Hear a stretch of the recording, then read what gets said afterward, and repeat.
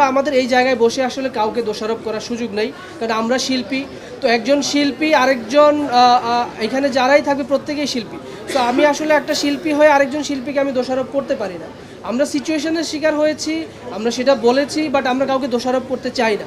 হ্যাঁ, সো আমরা ডিসিপি জটিলতায় পড়েছি, ডিসিপি জটিলতার পরে হচ্ছে সেটা উতরে উঠেছি। তারপরেও দেখেছি আমাদের দুই একটা শো সাউন্ড অফ হয়ে গেছে, তারপরে হচ্ছে আপনার বিভিন্ন জায়গায় স্ক্র্যাচ পড়ে গেছে, তো সেইগুলোর কারণে বাধাবিঘ্ন হয়েছে। তারপরে এসি নষ্ট হয়ে গেছে, আমাদের শো চলে গেছে। তো এগুলো আমরা শেয়ার করেছি, কিন্তু আমরা আসলে কাকে দোষ দেব? তো আমরা আসলে দোষ দিতে চাই না। এই কাদা ছোড়াছুরির চাইতে সবচেয়ে বড় বিষয় হচ্ছে এখন প্রিন্স চলছে এবং মানুষ দেখছে, আমরা ওইটাতে এখন ফোকাস করতে চাই।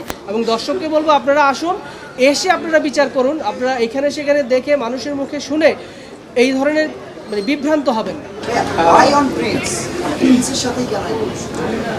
আমি ঠিক জানি না, একটু আগেও একজন লোক আসলো, এসে আমাকে বলতেছে ভাই আপনার সিনেমাটা ভালো হয় নাই, এ হয় নাই, সে হয় নাই। আমি বললাম ভাই কোথায় ভালো হয় না বলেন? তো বললো যে দেখেন আপনি এন্ডিংয়ে আপনি ওকে মেরে ফেললেন, হিরো বেঁচে ভিলেন বেঁচে আছে, আপনি এন্ডে তাকে মেরে ফেললেন, আবার কোত্থেকে গেছেন। তাই বললাম যে ভাই আমি তো দেখিয়েছি যে আমি তাকে মারিনি। হ্যাঁ, তাই বললাম যে ভাই একটু ভালো কি লেগেছে সেটা বলেন। দেখলাম যে উনি প্রায় 10-12টা পয়েন্ট বললো, এটা ভালো হয়েছে, ওটা ভালো হয়েছে। আমি বললাম ভাই এই 10টা পয়েন্ট আগে বলে তারপরে যদি বলতেন যে আমার এইটা ভালো লাগেনি, তাহলে জিনিসটা ভালো হতো। তো আপনি যখন বলছেন এটা ভালো লাগেনি, তাহলে আপনি ইন্টেনশনালি আপনি চাচ্ছেন যে এই সিনেমাটা অন্য মানুষ প্রভাবিত হোক। আপনার তো 10টা জিনিস ভালো লেগেছে, তাহলে আপনি 10টা জিনিস কেন বলছেন না আমাকে? সো এটা আমাদের আসলে স্বভাব, বা আমরা বায়াসড হই বিভিন্ন দিকে। আমরা এই বায়াসনেস থেকে বের হয়ে আমরা সিনেমাটা দেখি, প্লিজ এটুকুই বলবো।